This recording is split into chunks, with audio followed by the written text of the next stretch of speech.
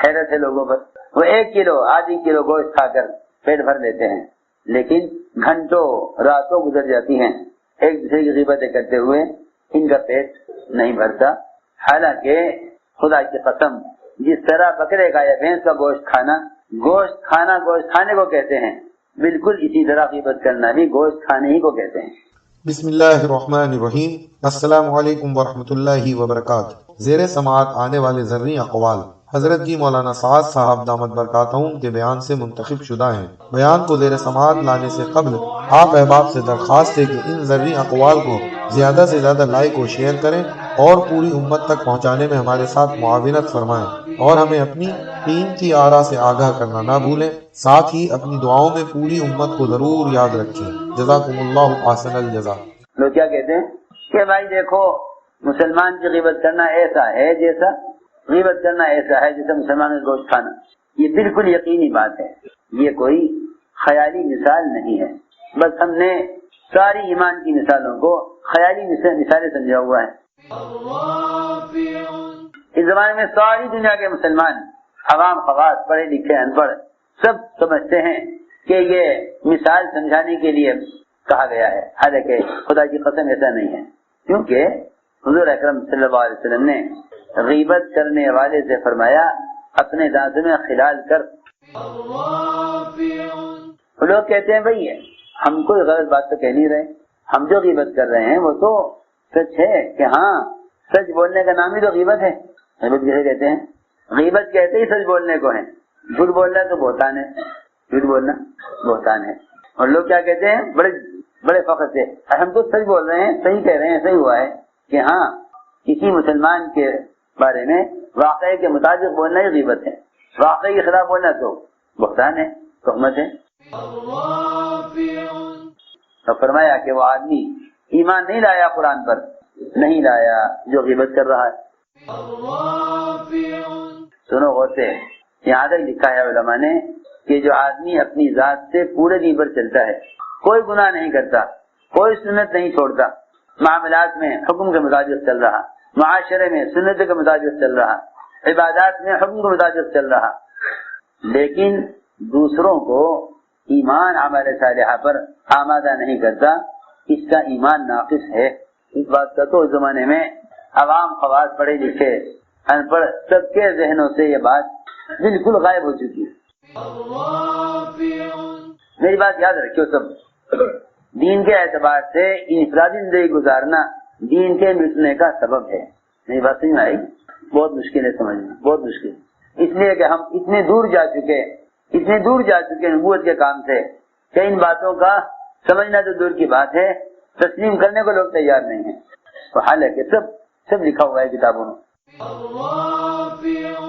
اپنی ذات سے ایک آدمی کوئی گناہ نہیں کرتا، کوئی حکم نہیں چھوڑتا، کوئی سنت نہیں چھوڑتا، کوئی فریضہ نہیں چھوڑتا، معاملات میں حلال پر حلال کما رہا، معاشرے میں سنت پر چل رہا، لیکن دوسروں کو فرائض پر اور ایمان پر آمادہ نہیں کرتا، تو فرمایا کہ اس کا ایمان کامل ہو نہیں سکتا۔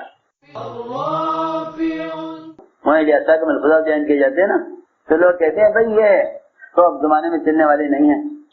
ہاں سنو تو صحیح، ہمارے جیسا کا ملفوظ ہے کہ اگر ہر سال 4 مہینے اللہ کے راستے کی نقل و حرکت کے لیے ہر سال 4 مہینے فارغ نہیں کرو گے اور اس کو اپنا زندگی نہیں بناؤ گے، تم ایمان کی حلاوت نہیں چکھ سکتے۔ اس بات کو سمجھنے کے لیے یہ قرآن کی سورہ والعصر کافی ہے۔ اگر تھوڑی سی عقل سمجھ ہو اور علم سے کوئی مناسبت ہو۔ اب لوگ قرآن پڑھتے ہیں، اسے سمجھتے نہیں کہ بھائی تلاوت کا اجر مل جانا کافی ہے، کیونکہ قرآن کو برکت کے لیے پڑھا جاتا ہے یا ثواب کے لیے، حالانکہ قرآن برکت اور ثواب سے بہت آگے کی چیز ہے۔ لوگ بیچارے قرآن کی تلاوت برکت کے لیے اور ثواب کے لیے کرتے ہیں، اس آگے سمجھتے ہی کیا ہے۔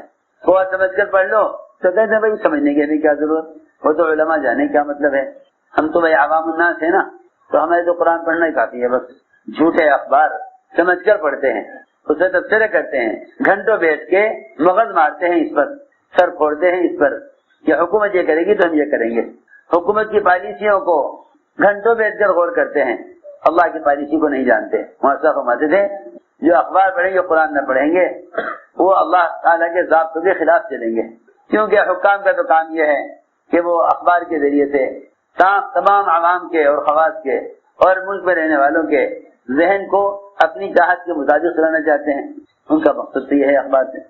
اللہ یہ چاہتے ہیں کہ مسلمان قرآن پڑھے اور اللہ کے اعتبار سے سوچے، قرآن یہ چاہتا ہے کہ مسلمان قرآن سمجھے اور اللہ کے اعتبار سے سوچے، حکام نہیں چاہتے ہیں کہ مسلمان اخبار پڑھے اخبار کے اعتبار سے سوچے۔ چلو بتاؤ، یہ اس کا سارا مدار ہی جھوٹ پر ہو، بیٹھ کے گھنٹوں اس بارے میں غور کرنا، فکر کرنا اور صبح اٹھتے ہی اخبار دیکھنا، صبح اٹھ کے قرآن نہیں پڑھتے، یہ تو ثواب کے لیے ہے، اب نہ پڑھا کل کو پڑھ لیں گے۔ وہ تو جو صبح تلاوت نہیں کرے گا اس شام سے کہ معلوم ہی نہیں ہوگا کہ اللہ مجھ سے کیا چاہتے ہیں، اور جو قرآن کو سمجھ کر نہیں پڑھے گا وہ تو قرآن کی خیر حاصل کر ہی نہیں سکتا۔ میں نے اس لیے عرض کیا، امام شافعی رحمۃ اللہ علیہ فرماتے تھے اگر یہ امت صرف سورہ والعصر میں غور کر لے تو اس کی نجات کے لیے کافی ہے۔ اگر امت صرف سورہ والعصر میں غور کر لے اس کی نجات کے لیے کافی ہے۔ کیوں؟ اس لیے کہ اس میں 4 کام بتائے ہیں خسارے سے بچنے کے لیے۔ اس کو میں عرض کر رہا تھا کہ دوسروں کو ایمان اعمال صالحہ پر اگر آمادہ نہیں کرتا، اگر دوسروں کو ایمان اعمال صالحہ پر آمادہ نہیں کرتا تو اس کا ایمان کامل نہیں ہوگا، اس کا ایمان کامل نہیں ہوگا۔ یہ لکھا علماء نے، یہ کوئی خیالی باتیں نہیں ہیں۔ لوگ یہاں کی دعوت کی باتوں کو جہالت کی وجہ سے غلو سمجھتے ہیں، اپنی جہالت کی وجہ سے غلو سمجھتے ہیں۔ تعارض، انکار، اختلاف، اعتراض، اس سب کی وجہ اپنی خود کی جہالت ہے، اپنی خود کی جہالت ہے، اس لیے کہ بڑے جو کچھ کہہ گئے کر گئے اس پر غور نہیں کرتے۔ جو بیچارے دنیا کے ظاہری نظام کو دیکھ کر چلیں انہیں علم کے اسرار اور قرآن کی باتیں کہاں سمجھ آنے، مطلب ہی نہیں۔ یہ لکھا علماء نے کہ اگر دوسروں کو ایمان اعمال صالحہ پر آمادہ نہیں کرتا، دوسروں کو دعوت نہیں دیتا، اپنی ذات سے پورے دن بھر چل رہا ہے، ذکر، عبادت، تلاوت، تہجد، سچ بولنا، حلال کمانا، سب کے حقوق ادا کرنا، ایک حکم بھی اللہ کا نہیں چھوڑتا، صاحب لکھا علماء نے کہ یہ اس کا ایمان کامل ہے۔ اپنی ذات سے عمل کرنا یہ ایمان کا کمال نہیں ہے، اپنی ذات سے عمل کرنا ایمان کا کمال نہیں ہے۔ جو جیسا کا محفوظ اس بات اس صورت کی وجہ سے آتا ہے کہ اگر اسلام کو کوئی نام رکھتا تو اس کا نام تحریک ایمان رکھتا۔ نکلنا تو اس لیے ہے، نکلنا تو اس لیے ہے تاکہ تم دعوت پر آؤ، بھلائی کا حکم خود کرو دوسروں کو جا کر۔ کتاب و منکرات کا لکھ دینا دعوت نہیں ہے، کتاب و منکرات کا لکھ دینا دعوت نہیں ہے، کتاب و معروفات کا لکھ دینا دعوت نہیں ہے، کتابوں کے اندر معروفات منکرات کے لکھ دینا دعوت نہیں ہے۔ یہ تو علم کی حفاظت کے لیے لکھ دیا گیا ہے۔ یا کوئی آدمی عملی طور پر محنت کرنے کے لیے ان کتابوں سے استفادہ کر لے، اس حد تک کتاب کا علم ہے، اس حد تک کتاب کا علم ہے۔ ورنہ معروفات منکرات کو کتابوں میں لکھ دینے سے، پوسٹر چھاپ دینے سے، یا اخبار میں منکرات اور معروفات کا کالم اخبار میں دے دینا، یہ نبوت کا طریقہ دعوت نہیں ہے۔ اس کی عملی شکل یہ ہے، اس کی عملی شکل یہ ہے کہ تم خود جا کر دوسروں کو دعوت دے کر انہیں منکر کے ماحول سے نکالو اور انہیں معروفات کے ادا کرنے کی طرف لاؤ، انہیں معروفات کے ادا کرنے کی طرف لاؤ۔ اس غرض کے لیے نقل و حرکت ہے۔ اللہ کے راستے میں نہ نکلنے پر جو وعیدیں ہیں اور اللہ کے راستے میں نکلنے پر جو عذاب کی دھمکی ہے وہ صرف اس لیے تھی کہ اگر تم نہیں نکلو گے تو دین مٹے گا، اور اس دین کے مٹنے کا اللہ تعالیٰ تم سے سوال کریں گے۔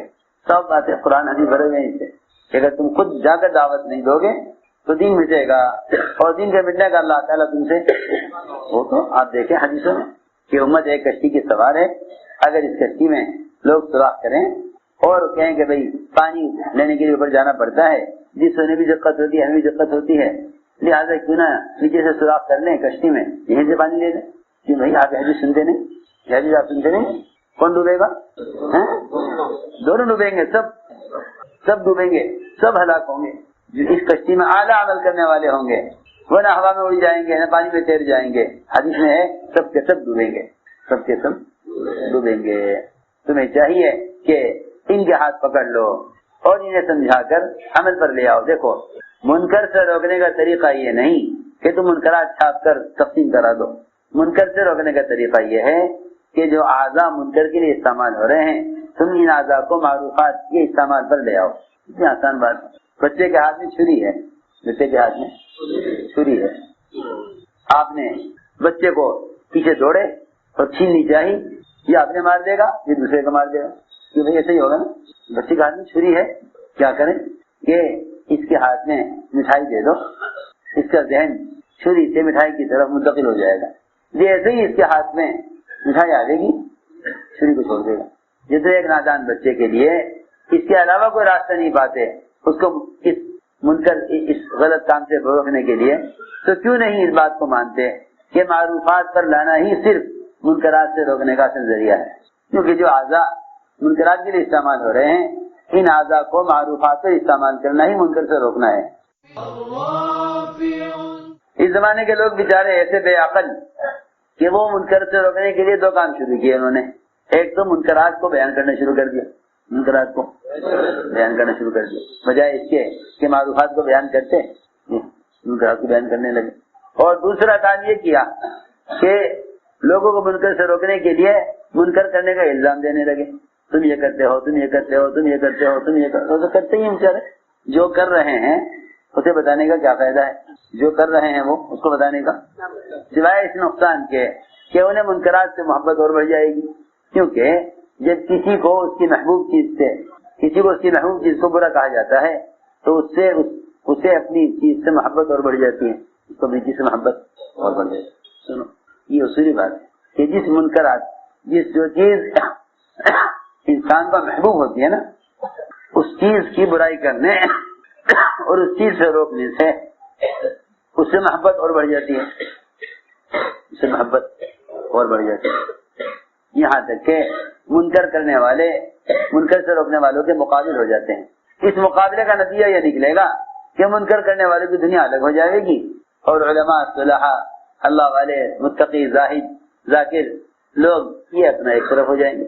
یہ کونے سے مان لیں گے کہ بھائی چلو دین کی حفاظت کرو, یہ تو سنتے نہیں, یہ تو کوئی مسئلے کا حل نہیں ہے. جی ہاں, کہ دنیا دو حصوں میں تقسیم ہو جاوے, ایک دنیا کا حصہ بازاروں کا اور عیاشی کا اور گناہوں کا ماحول ایک طرف ہو جاوے, اللہ والے دیندار نیک لوگ یہ ایک طرف ہو جانے.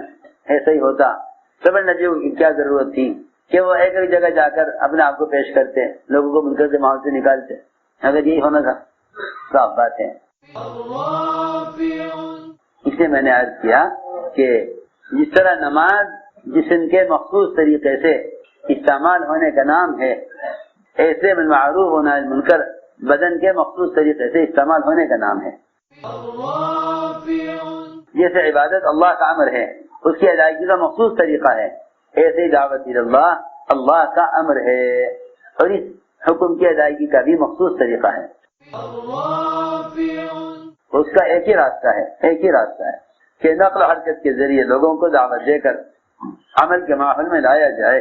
اگر یہ نہیں ہے تو پھر صاف بات میں آپ سے کہہ دیتا ہوں کہ علم اور کتابیں یہ آدمی کو غفلت سے نہیں نکال سکتی. وہ تو جو علم کی طلب میں یا دین کی طلب میں ہیں وہ ان کتابوں سے استفادہ کر سکتے ہیں, ورنہ صاف بات ہے کتابیں لکھ دینا امت کی استداد سے روک نہیں سکتی. صاف بات, کیونکہ قلم سے اعتدال ختم نہ ہوگا, وہ تو قدم اٹھانے سے اعتدال ختم ہوگا. قلم سے اعتدال ختم نہ ہوگا, قدم اٹھانے سے اعتدال ختم ہوگا.